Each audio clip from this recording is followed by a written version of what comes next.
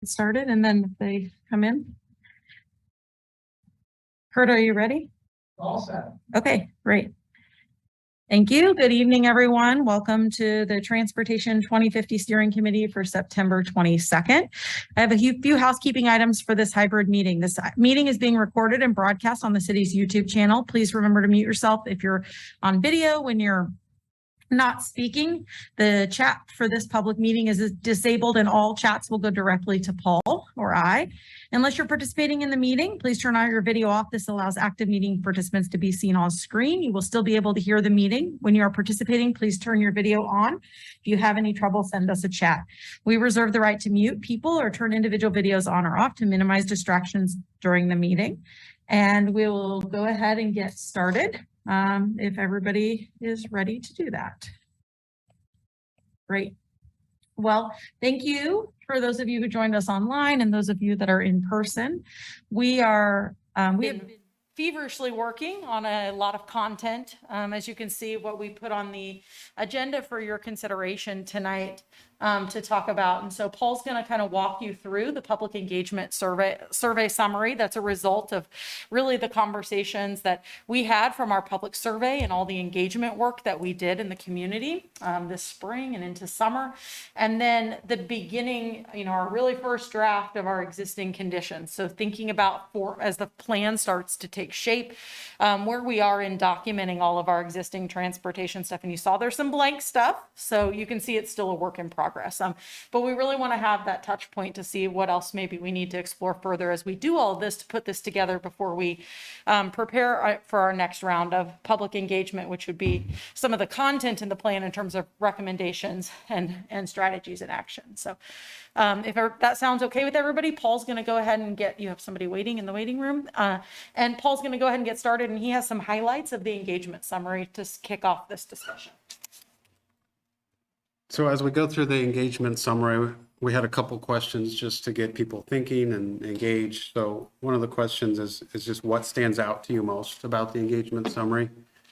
And also, what are the top two issues that the plan needs to address based on what we've heard? So we did a... You need to share screen also. Yes. Okay.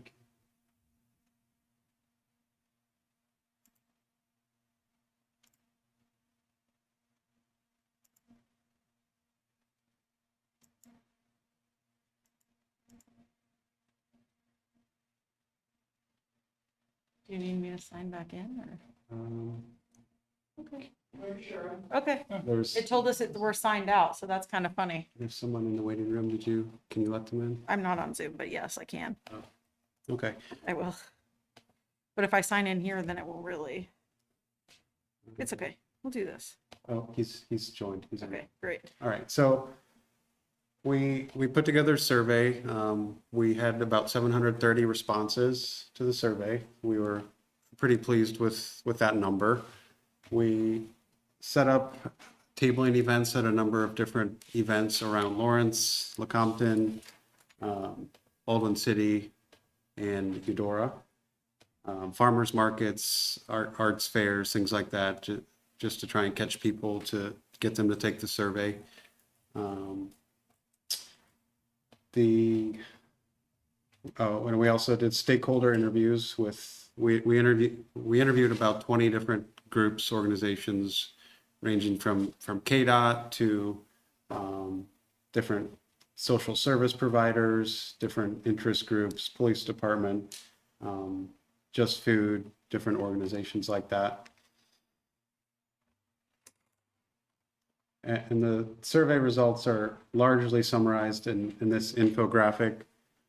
So walking, we asked people to rate their satisfaction on a scale of 1 to 5 with the 4 different modes of transportation.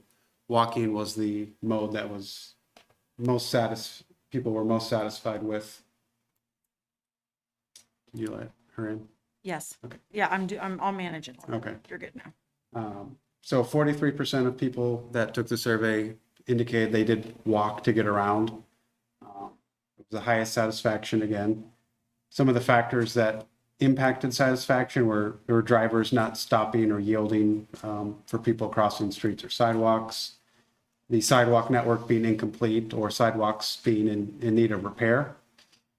Auto or car was the next most satisfaction, with 86% of people reporting that they drive themselves to get around, and 24% of respondents saying they get a ride from friends or family to get around. And top things that impact satisfaction are cost, roads in need of repair, and drivers not following the rules of the road. Public transit or bus, 20% of respondents reported using the bus to get around. Top factors impacting satisfaction were it takes too much time, routes do not go where I want to go, and schedule does not meet my needs. And bicycling was the mode with the least satisfaction. 26% of respondents said they bike to get around. Factors impacting satisfaction were the bicycle network being incomplete, difficult to transport kids or large items, and destination being too far away.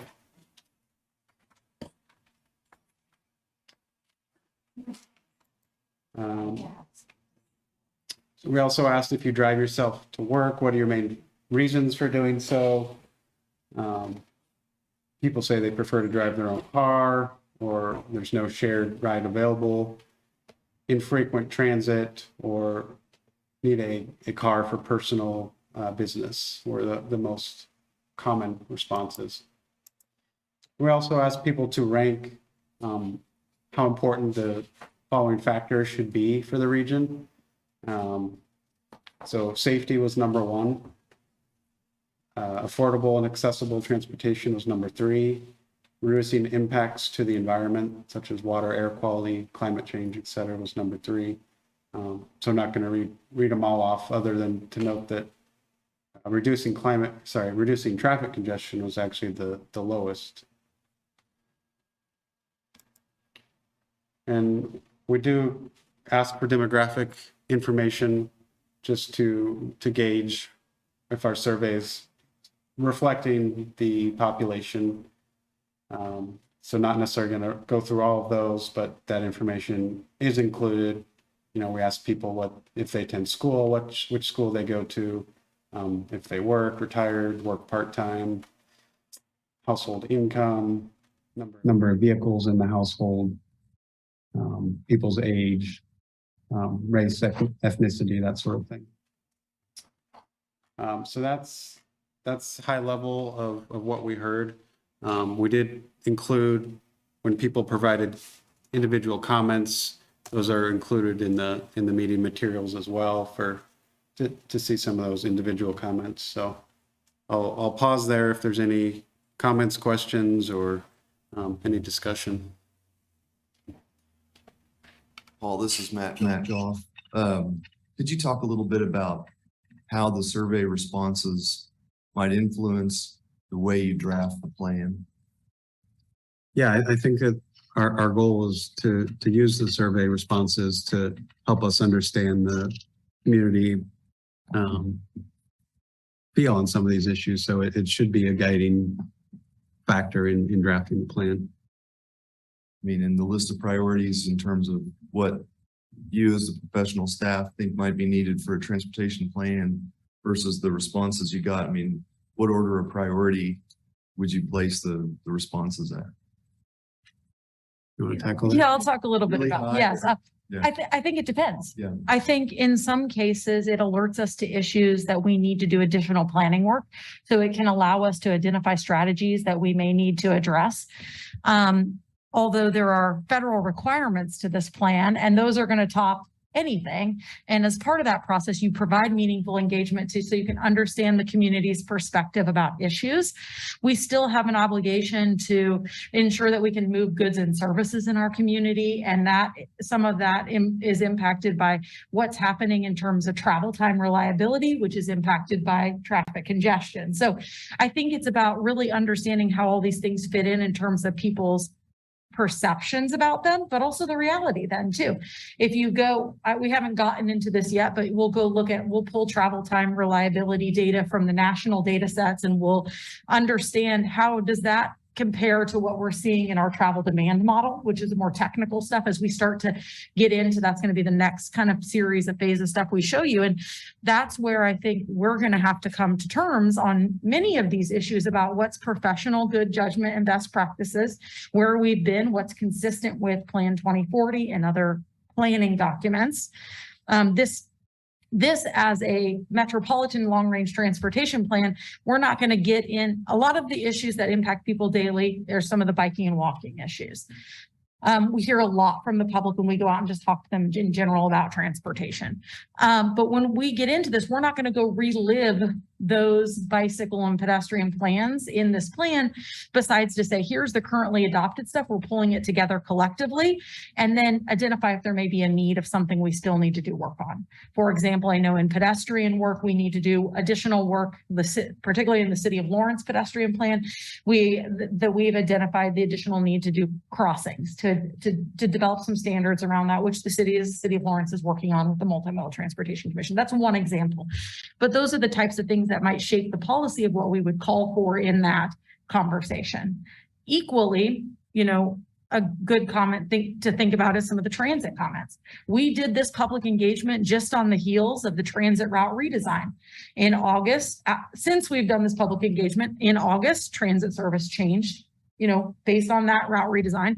And sometime next year, it's going to change again before we get this plan adopted. We've asked people before any of those things happen, maybe when they didn't necessarily know those things were happening. And so some of those perceptions from the community have to be balanced with where we are in the process and how much we can technically expect the public to know about that process as we're doing that work.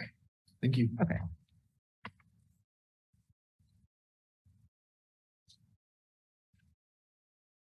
But if you get into it later and have some more specific questions, because our next, when we talk about how it will shape some of the work we do, it will. And we will give people another opportunity to comment. So part of this next step, after we put together the existing conditions and look at the goals and strategies and recommendations we had in the last plan, remember, because we do this every 5 years, it's a cycle, is that we will take back some more drafts to the public and do some open houses as a phase 2 of public engagement. And when we admittedly do that public engagement, we are asking a lot more from the public, because we are giving them materials that they're going to have to consume to be able to participate in a different way. So our engagement numbers will go down, you know what I mean, in terms of how much we're asking from people to read or process before they can give us feedback to stuff. But so it won't be the same quantity, but it helps kind of shape the whole story about where we're going.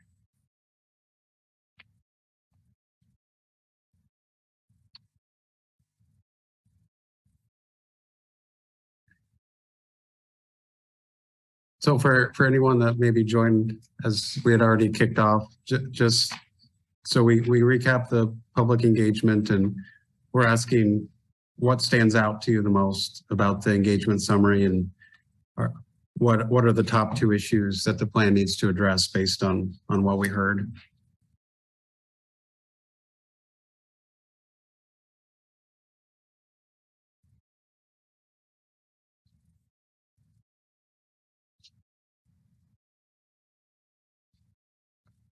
You want to put it big so we can see all the people,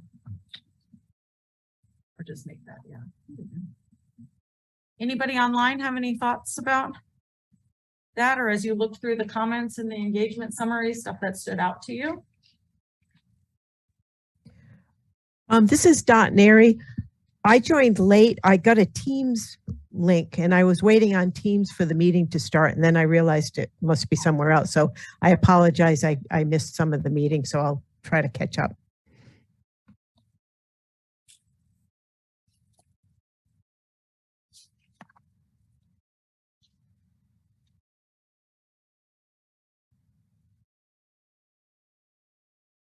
So the question to the advisory board, or what are the top 2 issues from the comments that emerged that should be addressed in the plan?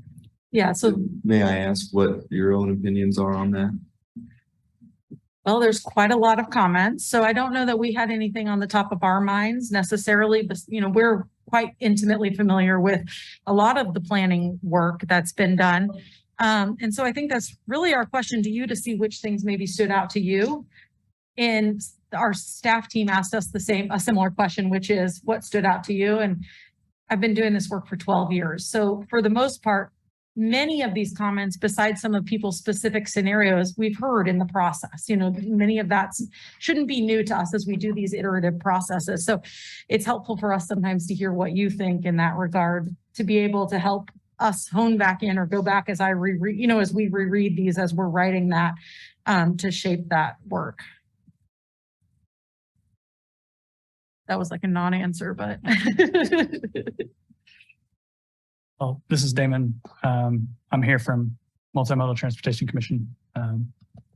Yeah, I don't know if I was like super shocked at a lot of things, but there were just a ton of comments made about the lack of safe bike walk infrastructure and options, and especially like interior of the city. I know a lot of people mentioned how great the loop is, but connecting to destinations inside there's a lack of safe options.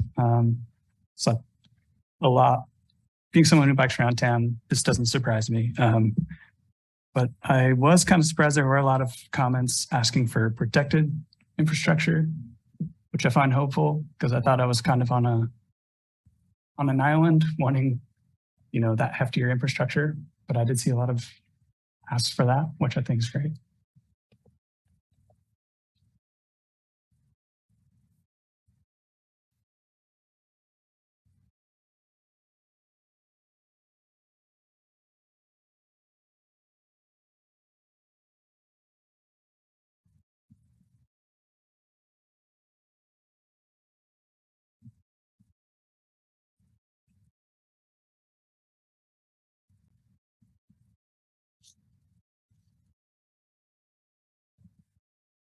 We seem to have a lot of commentary on the bus system.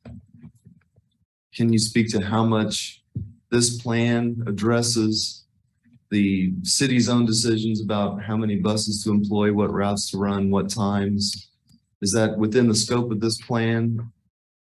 So this plan includes all the modes, which includes transit and our other paratransit providers. So, however, it doesn't get into operational specifics of this. And I mentioned a little bit about how, we're looking high level because we do specific bike and ped planning and transit does some operations planning.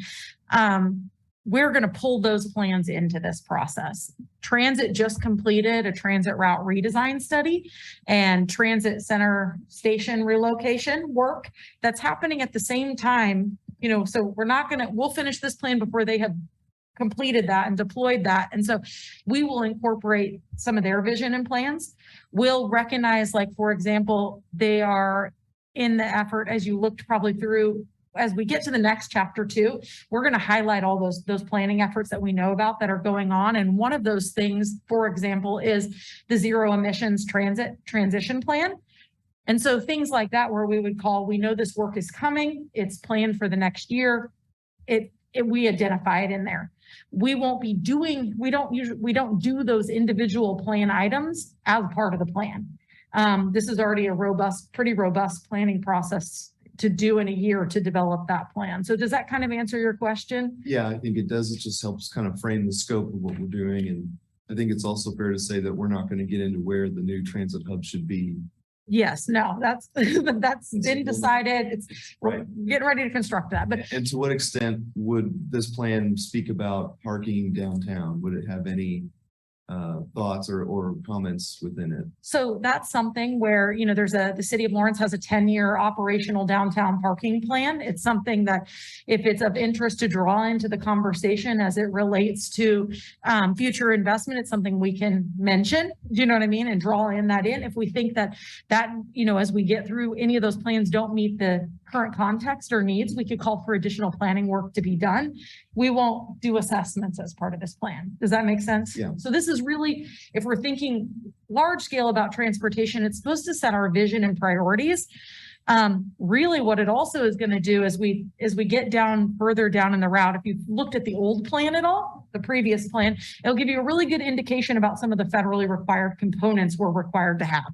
And so in that, we will have a travel demand model, and we'll look at if we have the projections for population and employment out to 2050, then what happens to as the model loads trips in the network to the network, how does that make the network respond in terms of the capacity the roadway has to handle that?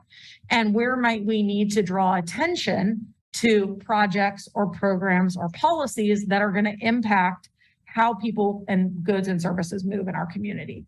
That's really where the nature of a lot of the federal long-range transportation planning work came out of.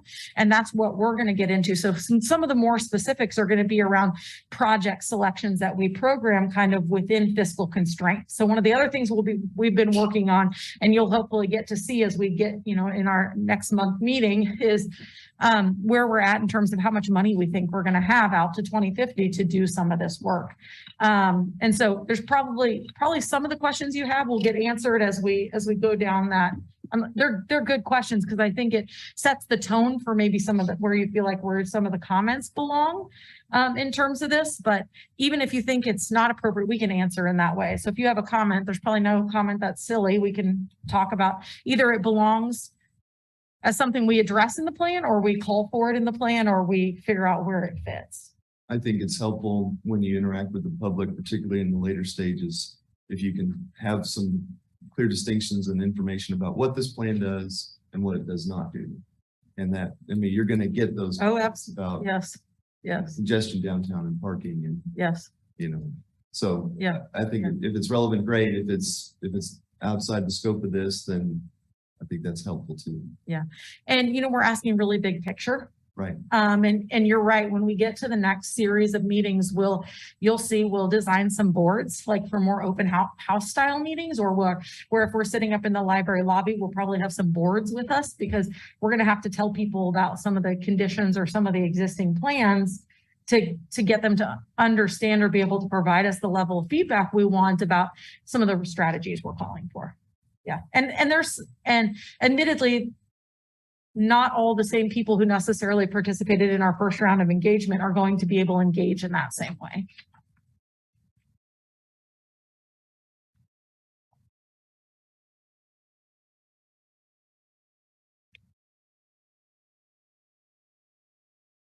And some of our plans have evolved. This will be the third plan that I've written while being at the MPO. So.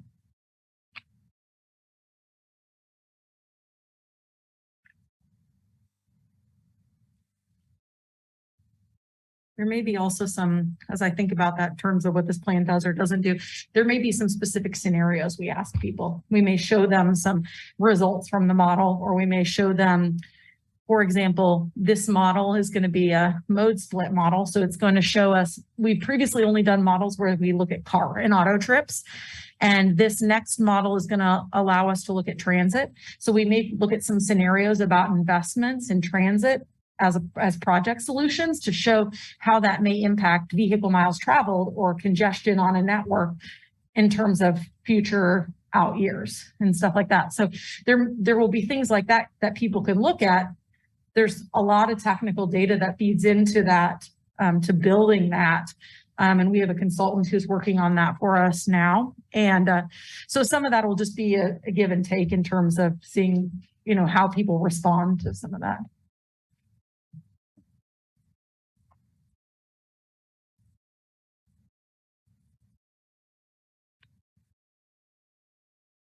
So as you read through this, if you see something else, if nobody has anything else to add, something surprises you, or you want to ask us about something else, please feel free to reach out, phone or email. We're happy to explain something or talk about a reality of something, whether it's on this item or as we get down the process as we're going through this. If there's no other, just go ahead. Hi, this is August Rudisell. My experience is primarily with public transit. So reading through this, one of the things that I realize I'm not really in tune with is other forms of transportation action committees like PTAC or route redesign, especially regarding bicycle and sidewalks. Are there, like I said, I do a lot of public transit as far as buses, and are there the equivalent city committees for cyclists? And I know we have the Lawrence Loop people, but are there city committee equivalents to public transit committees that I'm on for sidewalks or bicyclists? Damon, do you want to answer that? I think MMTC is the answer to that. Yeah, for sure. Do you want to answer that? Please go for it. Okay. So Damon, who's joining us tonight, he represents the Multimodal Transportation Commission. And so that committee is made up as the perspective to consider multimodal transportation, which includes bicycle, pedestrian, auto, kind of a more holistic approach to decision making.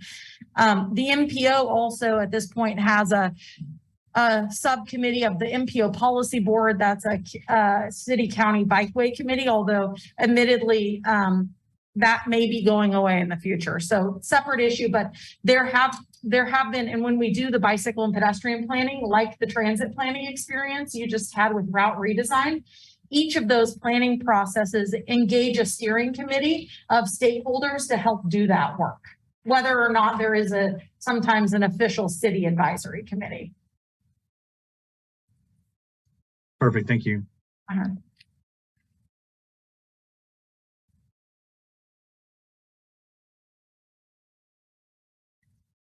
We, at our discretion, we have a member of the public. Is there something you would like to comment on this topic about our process and the collected data we did about public engagement?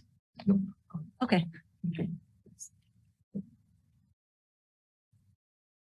All right. Is everybody ready for Paul to move on? Okay.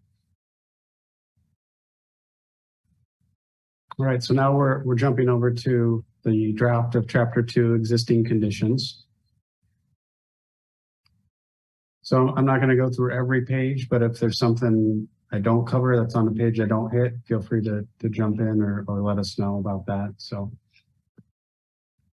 we looked at land use throughout the county, and obviously not a lot of change over a 5-year period from the last plan. Looking closer at Lawrence, those land use changes take a long time to take hold. Paul, can I ask you a question about that? Yes. Can you put that map back up on the city side, not the county? So are we looking at actual land use, not zone? Right. This is the land use. So inside the city limits, there's property that's zoned commercial or more intense, but may not be developed yet. And those uses would show like as ag or vacant or something on this map. Right. Would that then get reflected in the future land use map to show there's something zoned? Would you bump it up to its, approved zoning level, or at what point do you make that switch? So we're not making the land use switch in this plan, but we are using those zonings and understandings and partnering with city county planning and the planning director and their staff to make assumptions about based on where those zonings are higher density for future population projections. So we have a projection that they'll have a projection that's here's how much population we're going to have in the county by 2050. How do we lay that out? Where is it going to go? Because part of that, and we have a whole grid across the entire city and county that's called traffic analysis zones. And so we will show you at a future meeting our existing and future projected populations throughout those zones. And that is on the backside based on known conditions about land use that are part of Plan 2040. So you'll see that because that's what feeds the model in terms of where trips generate, often from people's house of residence, right? So we're going to see population. And on the other side of that, we'll have employment projections. And the Institute of Traffic Engineers has a book, it has all guides. And so based on the type of employment in a place, whether there's a whole variety of things, very simply retail and non-retail, those employment rates have trip generation rates to them. And so we will use those both existing and future projections to understand how we would anticipate trip making to happen on the network.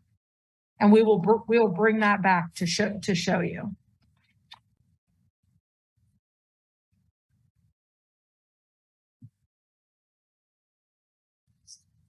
Would a model like that include like shipping? Like if there's like, say, a large warehouse delivery fulfillment center, would it show trip generation from something like that? So it's not there is modeling that gets down to like corridor specific modeling. Overall, there is a truck rate in some of that based on some of that based on those employment factors.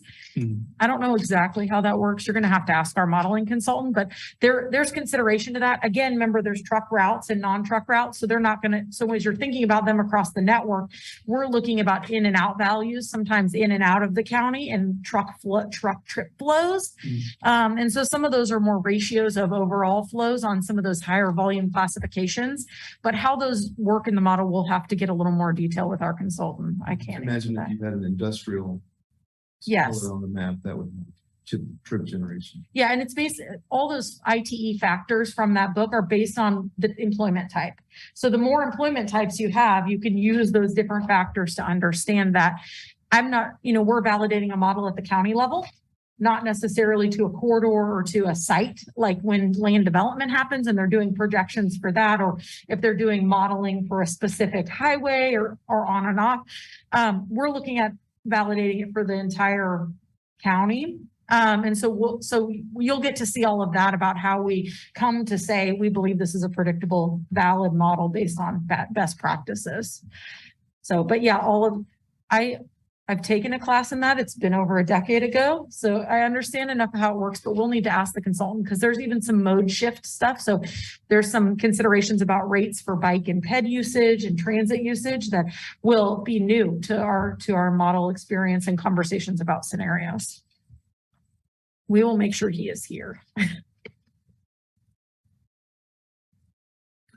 So in the land use in the county, it's around 78% agriculture, not surprising. In the city, the predominant land use is single family residential, around 30%, with other uses smaller, around 5-10%. Another performance measure we look at is the density of our land use, as higher densities are easier to serve by transit and walking and biking. When you look at it, these numbers show density going down a little bit in Lawrence. That's actually reflective of just some variability in population estimates from the census. The reality is it's continued to increase with different infill projects over time. We also look at costs of transportation. 15% of income is considered an affordable amount for Lawrence, Douglas County, all of the cities. We are over that threshold. So that's a number to keep an eye on. Universities, obviously a big part of Lawrence. Just updating enrollment numbers and things from 5 years ago. KU does have a master plan that they did in 2014. They're working on an update, which should be available next year.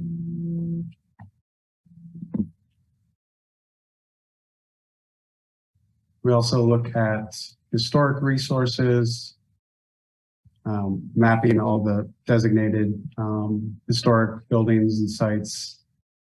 Similar with floodplains and wetlands, obviously not a lot of change over time with those. The county is working on an effort to update some of that information with some areas that are prone to flooding. Threatened and endangered species, again, no changes from 5 years ago. The different species that are on these lists.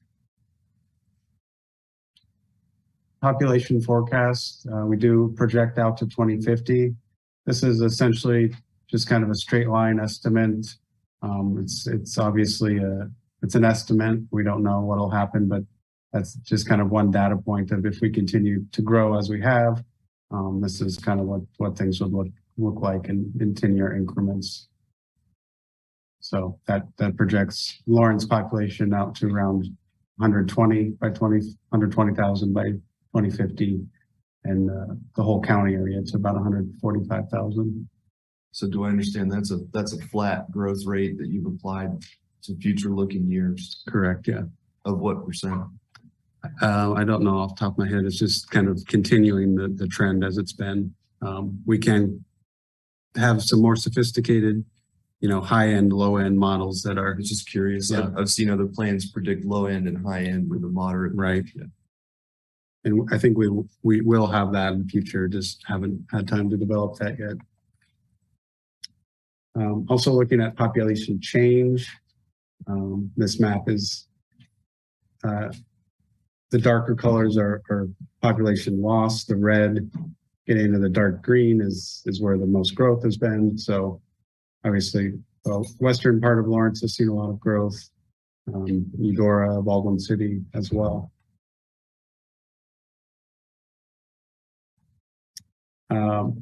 We've looked at the largest employers in the county and over the last 5 years, trying to quantify some of the changes in those employers. Obviously, KU, big one, and then some of the other large ones listed here.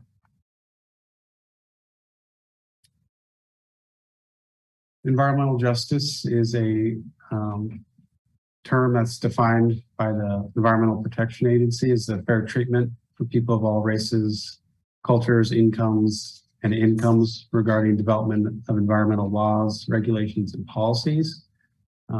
It's a federal requirement when there's federal funds involved to consider environmental justice. So it's something we map. Pull that. You'll also notice as we share some of the performance measures, we talk about in EJ zones versus not in EJ zones. And that's a way to kind of start to show you the assessment to understand if we're looking for disparity, if we're seeing any across our performance measures related to the EJ zones. So there's two categories that make up the EJ zone. So one is lower moderate income areas, and the other is high minority areas. So that's what this map is indicating. So the low to moderate income, this comes from community development block groups. It's defined by HUD, the gray areas. The crosshatch areas, that's a layer that we define in-house based on 135%. We calculate the average of all the minority populations of all the block groups across the community. And then that is block groups that are over 135% of the average of those groups. And that's a new EJ layer that we just updated with ACS data. So from that data, we know that approximately 53% of Douglas County population resides within one of those zones.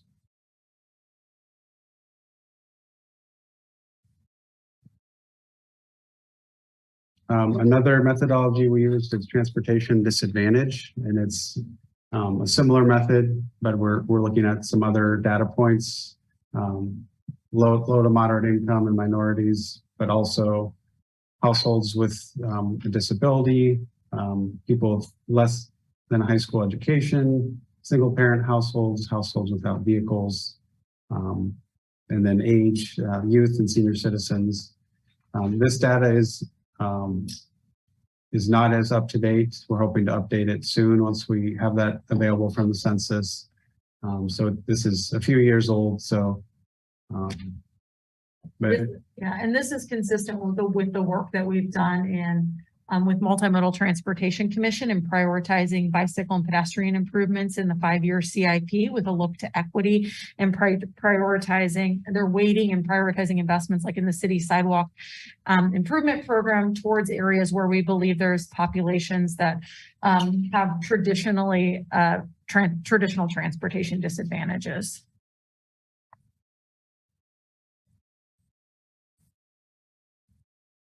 So next we get into the existing conditions on just the transportation system as a whole. So the different multimodal assets, so roadways, bike and pedestrian facilities, transit, that includes freight, rail as well. One of the performance measures for that we look at is the mode share of whether people drive alone, and this is to work, whether they're driving alone, carpooling, bus, walking, biking, etc.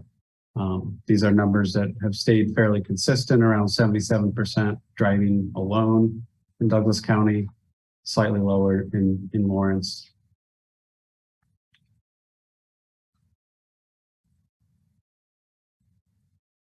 And then we also look at the percentage of people within a quarter mile of a level of comfort 3 or below bikeway network.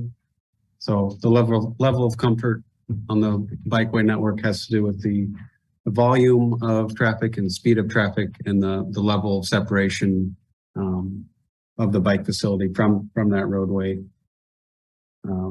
So a marked shared lane, for instance, is probably not very comfortable for most people, while a buffered bike lane or protected bike lane, shared use path are going to be a lot more comfortable. So we look at the percentage of population that has easy access to those facilities. And this is from 2020, so we're working on getting more up to date, but it gives us kind of a snapshot, as it won't have shifted too much in last couple of years. We also look at percentage of streets that have a bikeway facility.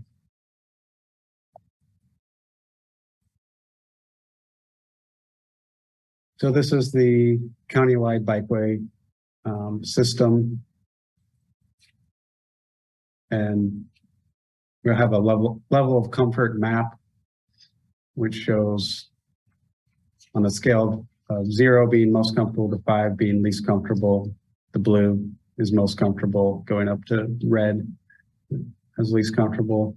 So you can see like the Lawrence Loop is generally blue as the most comfortable, while something like 23rd Street is red. So that's something we map, and this was recently updated. We know there's a number of challenges to bicycling, things like physical barriers, disconnected network, the level of comfort, things like wayfinding also being needed, and just the level of safety for people, or perceived safety. So the pedestrian network is the next category. So we look at existing kind of mileage of sidewalks, which total mileage doesn't really tell that much of a story. So we have some other performance measures. We look at percentage of streets that have sidewalks on at least one side. So in Lawrence, that's around 76%. In the EJ zone, it's a little bit higher, actually around 78%. And this will actually need to be updated. That's with the old EJ zones. So we'll recalculate that. The city has calculated estimated costs for build out of sidewalk network and replacement of sidewalk that's needed, and repair, as well as ADA upgrades. So it's in total, it's around 130 million for the whole, for all of these needs. This is the existing sidewalk network, as well as planned sidewalk projects. So I know it's a little hard to read probably at this scale. Zoom in a little bit.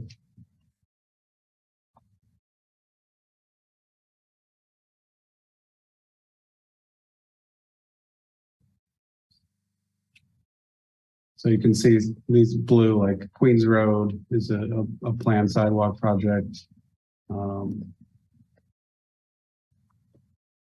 21st Street, 19th Street, some other areas are planned projects.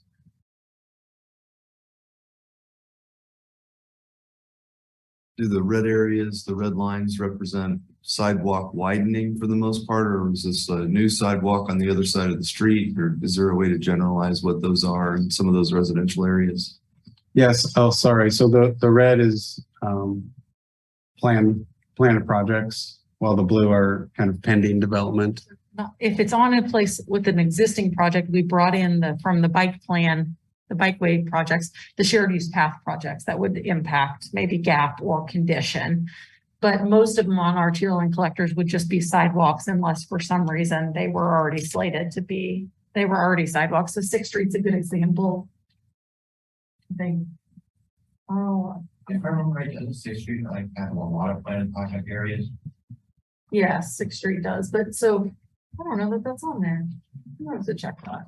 Yes, like 6th Street is all shown in black. Yeah, that's.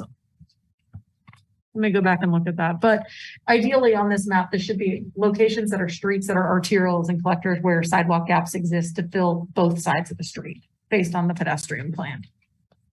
So a lot of this stuff Paul's presenting is the kind of the excerpts, the high level condition, either condition or information about where the network is for those things that come from those plans. We need to check that map.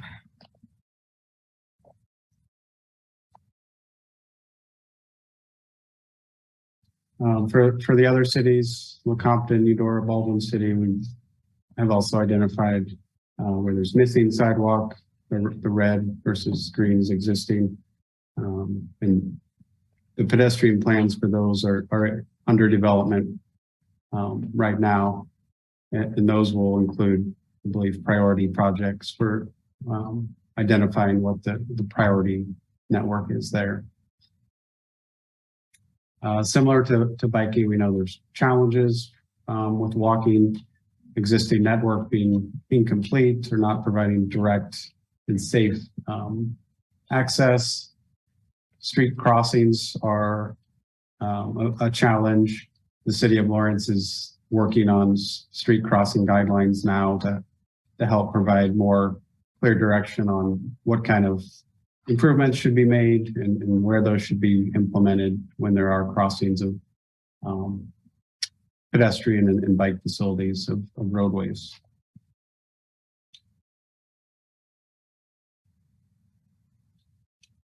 Transit, there's two primary providers of transit, Lawrence Transit as well as KU on Wheels. There's also paratransit provided by Lawrence Transit. And KU and Lawrence Transit also have some overnight services. There's a lot of moving parts here in this. Jessica mentioned earlier that the route redesign recently went into effect last month. So that those routes are shown here. These were highest boarding locations on the old network.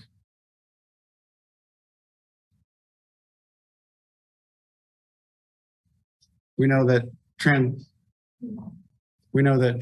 amenities are an important component for riders, having bus stops that are accessible and comfortable. So that's an ongoing effort of Lawrence Transit is updating bus stops. There are some other transit providers in the region, Burt Nash, Cottonwood Inc., the Senior Resource Center, Independence Inc., all provide different types of transit service to some of their clientele. So in total, the region was providing approximately 3 million annual rides prior to COVID. Once COVID hit, there was obviously a big drop in those numbers, and there's been a slow rebound in those numbers. The Lawrence Transit's going fare free next year, and hopefully that'll help increase ridership. There are a number of performance measures for transit for measuring how they're doing. Just the total number of trips and the vehicle revenue hours can give you an average passenger per revenue hour is one measure. The average passenger per revenue hour obviously dropped with COVID quite a bit. On-time performance is also an important one that Lawrence Transit is working on getting some of that info for us. Level of satisfaction, the proximity to a bus stop, especially within the environmental justice zone. So we just today got calculations on that, and we still need to confirm these, I think, but looks like 96% of the population of households are within a quarter mile of a bus stop in the EJ zone. And that's compared to 66% of the general population. They also have some performance measures on renewable energy and other access.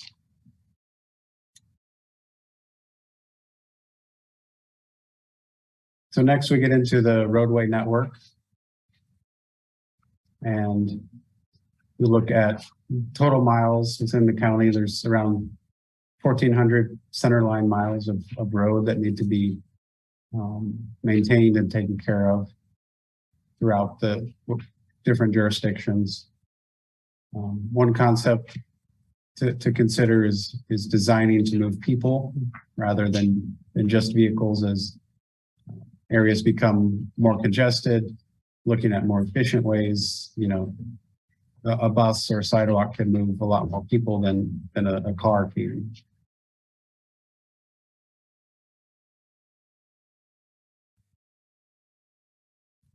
Different roadways have different classifications for the purposes they serve of moving traffic.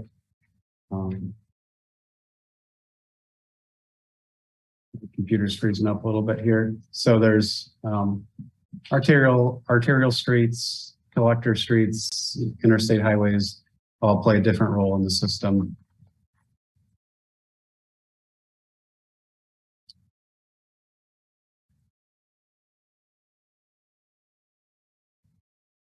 We also look at the condition of bridges and pavement.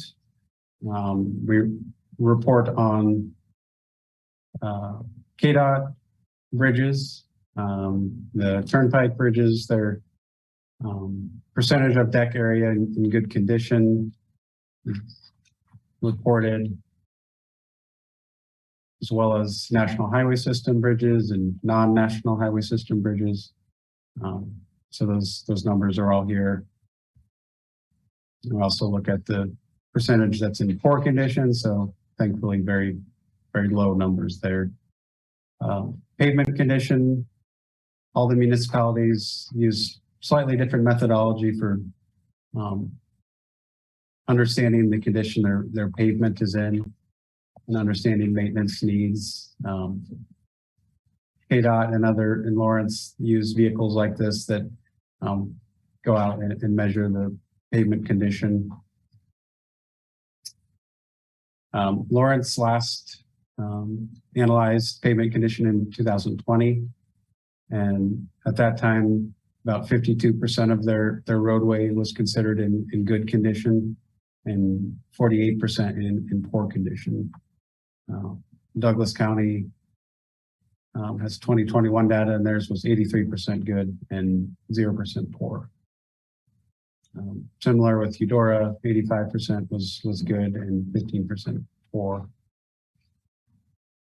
And just graphically, this is Lawrence roadway condition. Green is good, and red, orange is not so good.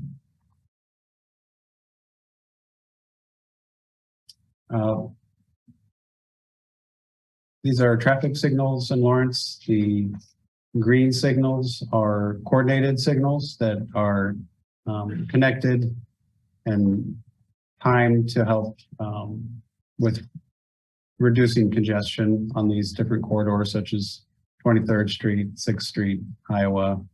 And the red are other signals that are not a part of that network. Well, can you define connected to each other or a central control hub? Lawrence has a central traffic control hub, I guess you could call it, and they monitor those. They can be operated and changed from that location when they're on the network, but those specific corridors, when we're talking about coordinated, they've all been timed for travel flow, and so they're in sync with each other.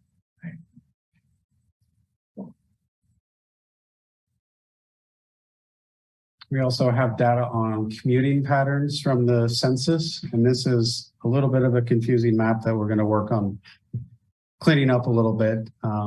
This is simply showing commute patterns from county to county. So, for instance, it's showing that, let's see, the inbound commuters are in blue. So on a daily basis, there's around 2,400 people that live in Johnson County that commute into Douglas County, while there's about 5,500 people that live in Douglas and commute to Johnson County. And we also have the percent change from the last data set. So Shawnee County saw a 34% increase of Lawrence commuters going to Shawnee County.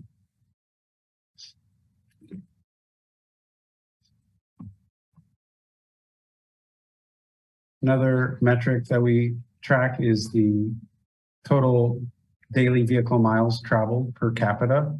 And that just tells us how much people are driving, and those are held fairly consistent other than dip in 2020. Commute times have been slowly creeping up, but no big changes, no big surprises, I think. Level of service of roadways is a measure of the congestion and how traffic flows. We don't have this data included yet, as our consultant is working on that model, and hopefully our next meeting we'll be able to share that with you. Freight is another component of our transportation system. We don't have a whole lot of data. Some of the data that was included is, I think, over 10 years old. So I think we'll probably take that out just because it's so old. We don't know how relevant that is. This will be a little something to do with timing, because the MPO got asked to participate in the Mid-America Regional Council's freight study for next year. So we'll be doing that, but it'll be before, we have to adopt the plan in the meantime, and then we'll be doing that. So there is some timing issue with you pull in what you have, and then you move forward and identify what other work you need to do. And this will be one where we may not be able to put a whole lot here. So The state also just finished their freight plan, right? Or they're updating it now I think it's in progress. Yeah. some of the data we do have shows some interesting increases. So I-70, according to KDOT data from 2021, has seen about a 50% increase from 2016, just in the volume of freight traffic. We also have data on the South Lawrence Traffic Way of before the east leg was opened versus after. It's seen about a 75% increase in truck traffic.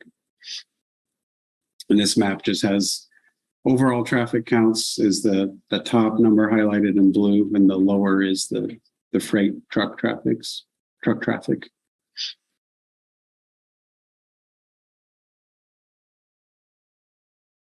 Railroads are also an important part of the freight network.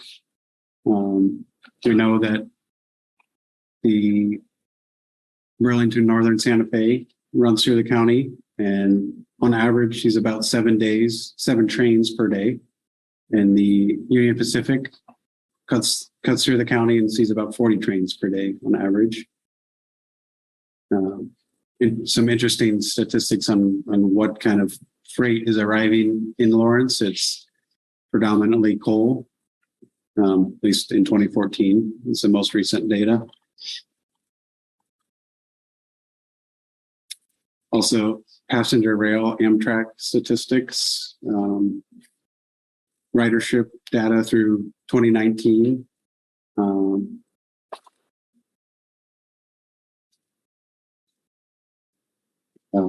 Sorry, the ridership has been fairly consistent, around 8,000 or so people arriving or departing at the Lawrence station. So safety is obviously a important component. We know that when a pedestrian is hit by a vehicle in a crash, their fatality rate at 20 miles an hour is around 18%, versus at 40 miles an hour, it's around 77%. So speed is obviously a big component of safety. So we track a lot of the crash statistics, the non-motorized fatalities and serious injuries. So people walking and biking. This is measured in rolling 5-year averages to. So a lot of these, if you see that little wheel icon when you get to the performance measure, that means it's federally required. And if it's federally required, that means they tell us how we need to do them. How do we report it? So the thing about that is they rolled out national performance reporting on some of these factors. It means that if you look at any MPO region across the country, they're all going to be reporting these measures the same way, which means it's standardized. It also means it's sometimes confusing to what you're actually seeing. And so in the actual performance reporting, some of our stuff, when we set some of these measures, we also have to set targets for, and we will do that as part of this process, or we do it as part of a separate process because it happens outside of this process. But just know when you see that little black wheel, that means it's federally required. And so what we're doing there is prescriptive and told to us about how we report that measure. Is there anything you can attribute to the drop or decreasing fatalities from the 2013-17 cycle time frame to current? I mean, it's like 40%. Possibly anecdotally, yes. For example, in the city of Lawrence, and so this is where I don't know. We're trying to pull in some before, and we're trying to work with both the city and the county to show some before and after examples of safety projects that have happened over this time frame in the last 5 years or even in the last decade that can kind of start to look at causation in some of this. So let me give you an example, and then we're going to just have to see if we have the data. There have been a number of highway safety improvement program projects, which is a federal funding source that the city can apply to KDOT for to do projects. So in Lawrence, for those of you that have been around for a little while, you may recognize that as 23rd in Iowa when they did the lane reconfiguration and the reflow right turn lanes. 6th in Iowa, the turn lane on to Kentucky at 6th Street, the right turn lane. Another example would be the buffered and the green pavement bike lanes on Massachusetts. Those were all projects that had that HSIP, Highway Safety Improvement Program funding. And so we're going to try to go back and pull some before crash data and safety information, and to show what kind of the projected benefits of some of those are. Additionally, we know roundabouts have a huge safety benefit, and Wakarusa has deployed roundabouts in a lot of that time frame as it's been reconstructed. And so I think there's probably a variety of things. I don't know that we have dug in enough to the data details to know that, but we're hoping to start telling some of that story with some of this data. So it's something we've asked our local partners to help provide some of that data to us so we can make this section more robust. I would also note that the MPO, in partnership with the city of Lawrence and Eudora and Baldwin City, submitted a Safe Streets and Roads for All planning grant to the USDOT for to write a Vision Zero safety action plan. And if we will be identifying that kind of needed work in this plan. So we will try to explore some of that component, but we anticipate a future planning process in the next year or two to do some additional safety work that kind of dives more into identifying a high volume crash network, looking at locations, and probably there are a series of cost effective, some of the lower cost countermeasures for safety, particularly for vulnerable populations. And so I would expect some of that to be a result of that work.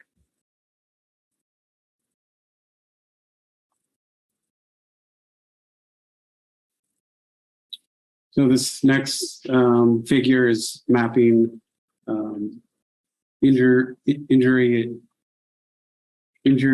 sorry, words aren't coming out. Fatal and injury accidents, crashes for bicycles in Lawrence.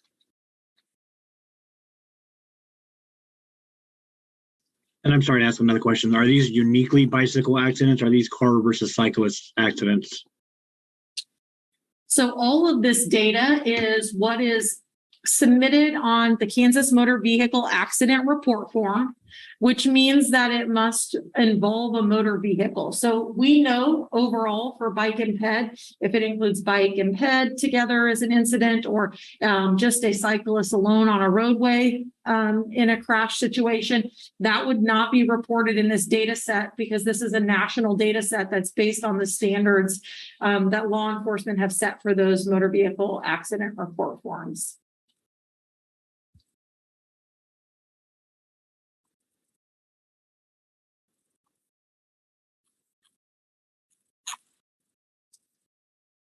So this one is specific to pedestrians in Lawrence.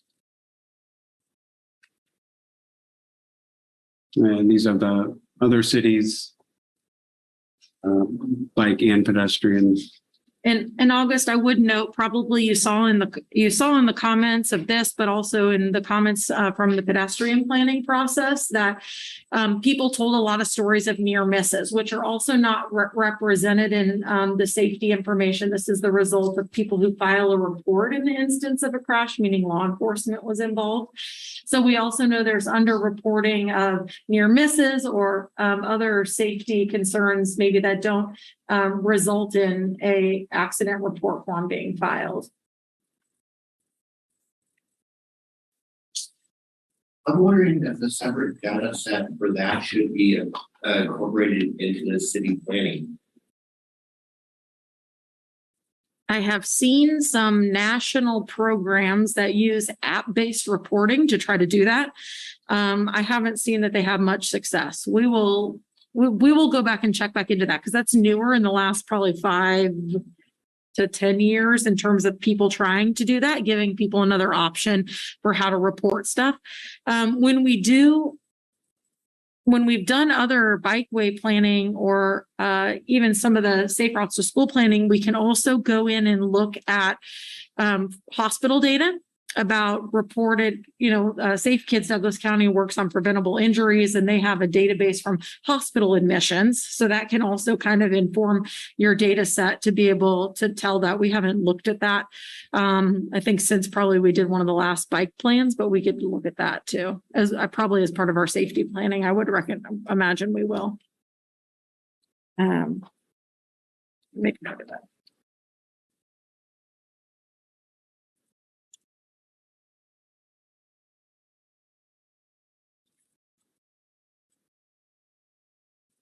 I think still probably, regardless if we do that, it's still an incomplete picture. And the bigger part of it still, you hear a lot of, I think in the comments, is that we hear from people is not only just actual safety, so this happened to me, but also perceived safety of how you feel standing on the street with motor vehicles next to you operating at 35, 40 miles an hour.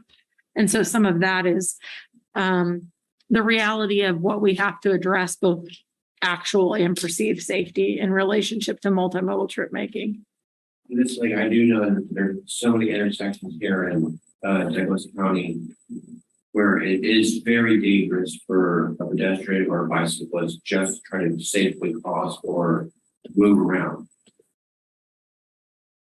Yeah, and you probably recall from the pedestrian plan work that we did where we talked about crossings, and there's a lot of crossings of concern to people in the community. So, and it's like we as a board went out, tested several of those that were mentioned, and found that yes, there was definite concerns that were valid.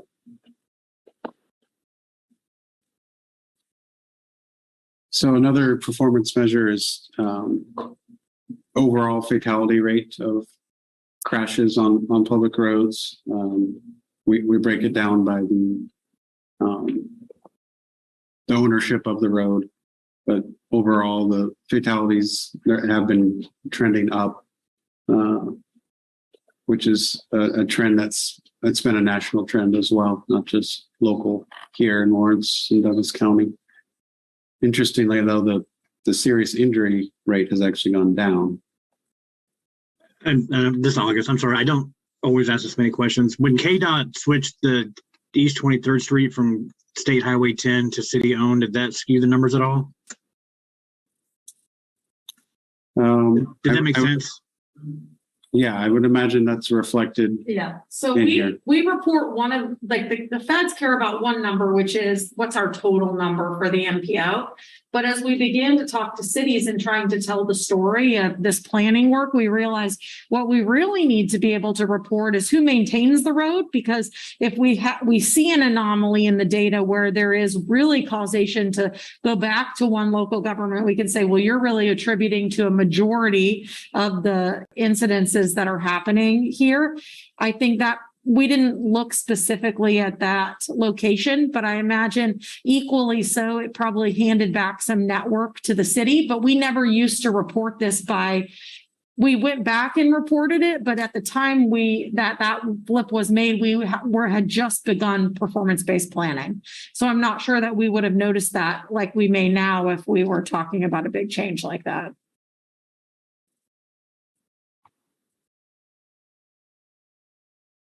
So we've been working on trying to develop maps that help tell the story of where the crashes are, and they're still a work in progress. But this map is normalizing the crash rate based on the volume of traffic. Is this a total volume measure, Paul? It's the total volume of traffic, yeah, and it's per segment of roadway. So obviously we see a lot of crashes on the busier streets, 23rd, 6th, Iowa. But when you consider the volume of those streets, the crash rates are not actually that high compared to some other streets. So that's just another way of looking at the data. Let's go back up to that for just a second. So we've done some crash work previously. I guess I would point out 23rd Street as you think about the intersections of Haskell and Harper. And so some of the previous crash work we did where we looked at expected crash frequency, which is similar to this, and thinking about volume versus actual crashes perceived, and did some of that work. Has these types of analyses lead to consideration when projects are being done, like the 23rd Street reconstruction that's happening right now, that improvements for access management and improvements at intersections happen as a result of some of this crash data. So this informs, as we start to think about when we look at level of comfort in the future of our model, we will also probably want to look comparatively to see where there would be opportunities to both address geometric improvements, maybe at an intersection, thinking about turn lanes or dual turn lanes or crossing distance or those sorts of things in relationship to where we're seeing crashes that exceed the rate based on normalized for volume. So maybe that gives you a way to think about it.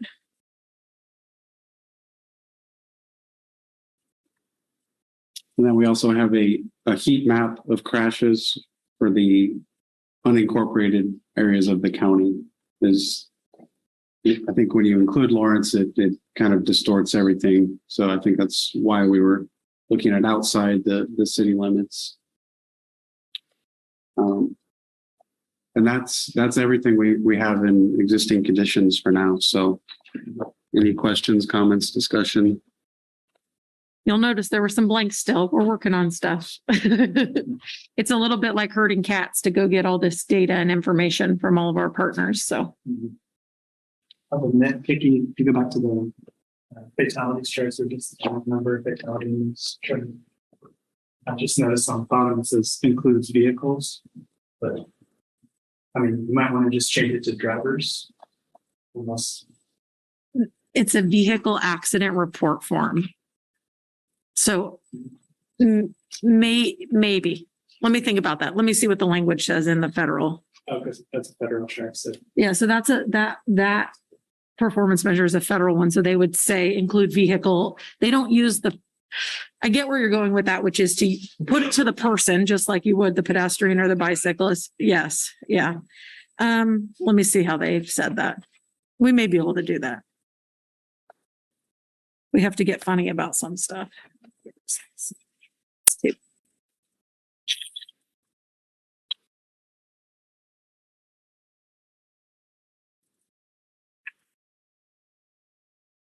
And also, it may not be the driver that passed away. Could be driver or passenger. So it's like,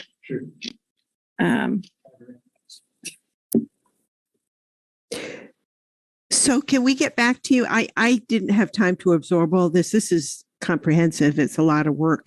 Can we get back to you with comments after the meeting? Would that be helpful? Absolutely. And this is going to be a evolving process. So we're giving we're showing you this first draft. Yep. We're going to continue to add to it based on your feedback, based on continuing data we get as we evolve before we get to a plan, hopefully in January, that we can release a draft plan, like the entire plan, back out for public comment for a 30-day period before we do approvals in May. In March, excuse me. We have to have it adopted in March to be in federal compliance. Right. Okay. Thank you. This is trying to show you, like, we're not going to write this all overnight. We are working on it as we go along too, and it will continue to evolve probably to that very last minutes. I remember with the bicycle and it was like we were like less than 2 days away, even finished. Yes, yeah. I mean, we will keep evolving until we're like, okay, stop, so we can get it done. We look real quick on page 84.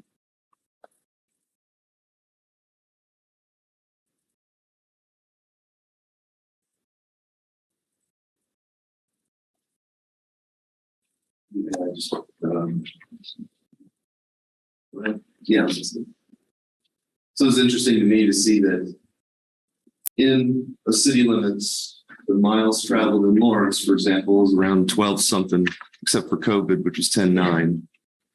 And you can see Baldwin and Eudora in the rural. So the rural areas must be greater than Douglas County. Is that right? Yeah, Douglas County is the total of everybody added together. The rural areas are unincorporated Douglas County. Unincorporated. So if you live in the county, you drive a lot more than someone who drives. And that tracks completely with but there's also my own experience. There's also fewer of them. So overall, probably that average of daily vehicle miles traveled. Okay, so sorry to keep skipping around on you, but page 13.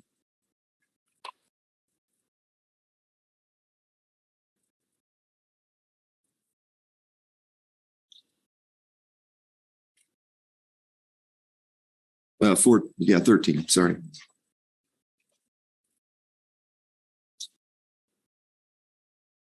Right there in the performance measure of density of urban area of people per square mile has this statement about low density land use increases vehicle use and reduces the viability of other modes of travel. Therefore, costs are reduced by promoting density.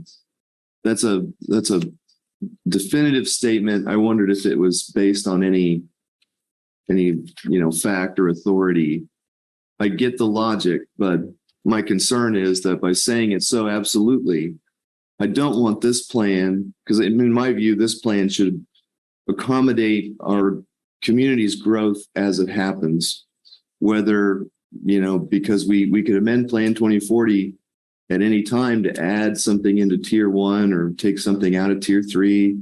And if something were to leapfrog, I don't want to have any concern in this plan about, should we extend a road that way because we don't want to skew this performance measure. I think you could soften that language by saying that it may reduce the viability of other modes of travel and that costs could be reduced by, it's not absolute. I mean, you could put something very, very dense in town, but if it's not next to something that people can walk to, they're still going to drive.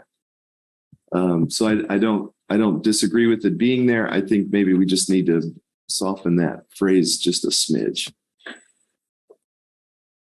That's my opinion. Sorry. These are the types of things we are having conversation about.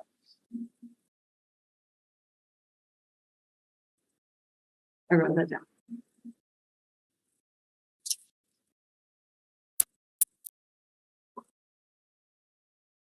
Although I will bet that we'll write this plan again in another 5 years. I know, right? Plan 2040. I would almost put money on that. But I don't disagree. I think they could.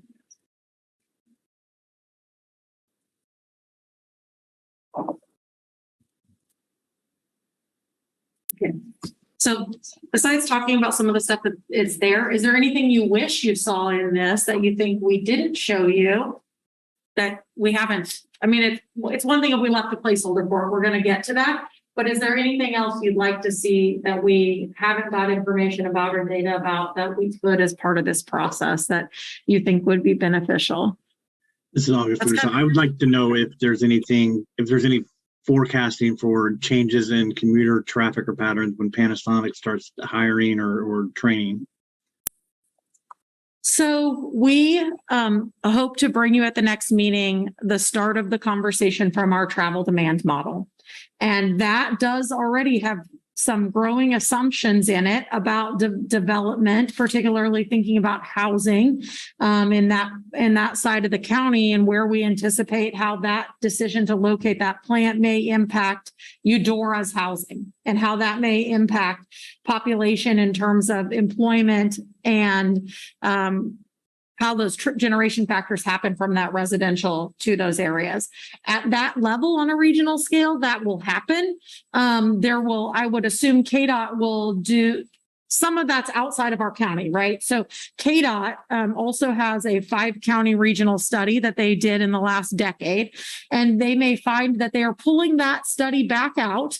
That include Douglas County, Johnson County, but some other counties in the metro where they looked at transportation recommendations based on projections they had made. And they also have travel demand models that they have for the larger areas. And so like the Mid-America Regional Council, which is the MPO and the greater Kansas City area, also has some of that. So I think some of those things will be in our scope and we'll try to accommodate them with our assumptions. And other things we'll probably have to participate as part of larger discussions about some of those impacts and things that will happen. Awesome. Thank you.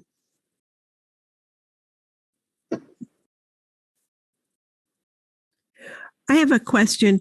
This may be too specific, but I'm thinking of the number of people aging in Douglas County. There's a lot more assisted living, and I think in general society's aging. And I'm thinking of the numbers of people who are driving now, but over the next 20 years, maybe 5 years, may stop driving or need to stop driving, and what their needs will be. And I don't know if there's any way to factor that in, but I think it's going to be an issue. Might be too specific for this, and I don't know what the date is. So, yeah, that would be something I would ask our travel demand modeler to follow up about how age or demographic considerations in your model area impact any of those trip generations. So I'll write that down and we'll ask that. I think it might be interesting, and it might be a factor as people age.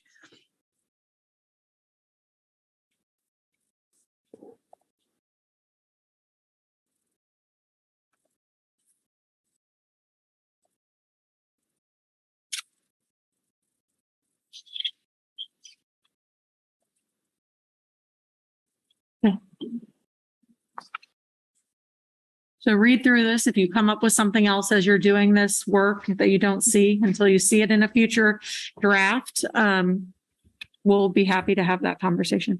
Do you have any public comment you would like to provide? Okay. Is there anyone I noticed we had a member of the public join us online. Is there any comment online? If you raise your hand. Okay. One more comment. No. Oh, yep. I have none, but you're good. Okay. Yeah. So you asked if there's something missing or something we're hopeful to add in, and I would go back to, so I was reading through Plan 2040 earlier today, and it mentioned a need to reduce vehicle emissions by reducing amount of VMTs. So I guess I'm still hopeful to see some work done to quantify or visualize air quality. Some form of map or measurable data. I think that's an important thing to include, and visually we'll be able to see, is the bad air distributed mostly in EJ zones? I think it'd be. So Douglas County does not have an air quality monitor. Yeah. There is not one in our county. So that makes it hard to be able to show you any quantifiable data. There is data in Kansas City and Topeka though. And just a little bit of history. If we are meaning all those monitors are meeting the standards, all the standards that the EPA has set for air quality, then there's less consideration besides aspirational goals tied back to transportation.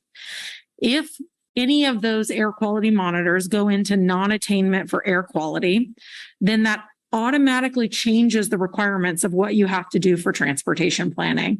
And so I think we can make sure we talk about that and talk about some of the goals. We are also trying to coordinate with the work that's happening on the climate action plan. We're serving on that staff advisor team to help to make those connections, I think, related to that. We'll see some of that in terms of the strategic plan, the Lawrence strategic plan, and some of the initiatives that they have brought in related to some of that climate impact. Mm-hmm. So we'll see what we can do, but I do think we're a little bit pigeoned because we currently don't have an air quality monitor and we're in attainment. So if either of those sides would go into non-attainment, we would then be engaged in a conversation as the MPO with KDHE and the local public health department around air quality. And you basically get an air quality budget, and you have to budget you can't build capacity projects on your roadways unless they fit within your air quality budget. And you can do things to offset that and stuff, but it brings on, like we're doing our travel demand modeling, you have a travel demand model, and then you also have an air quality model. And so it brings on a lot of new requirements for MPOs if we get to that place. We'd like to not get to that place, but we can talk about some of that. Mm-hmm. Yeah. Okay. I guess, yeah, I'd also love to see, Plan 2040 is vague. It says reduce VMTs, but nothing's really saying by how much or what is our goal, or what is the goal over time. So that'd be good to include. I know, like you mentioned, the climate action plan. Maybe that's the place to do that. Yeah. Well, and I don't know that it's one or the other, but I would say also let's pay attention, because the travel demand model, one of the things that it does is project what the VMTs will be when we are looking at our population and employment distributions. And it makes, it's a lot of assumptions and projections, but we will be looking at some scenarios about different funding projects, programs, or policies, right? And based on those, in terms of what types of services you are talking about, thinking about mode split, in that we will be able to see kind of the different projections related to VMT. And I think some of that may be something that you're interested in. Is it carbon emissions that's the primary determinant for the pollutants that we're measuring for those things, or is it other materials? You're off the top of my head, there's a couple different, I think there's like 3 or 4 different things that they have.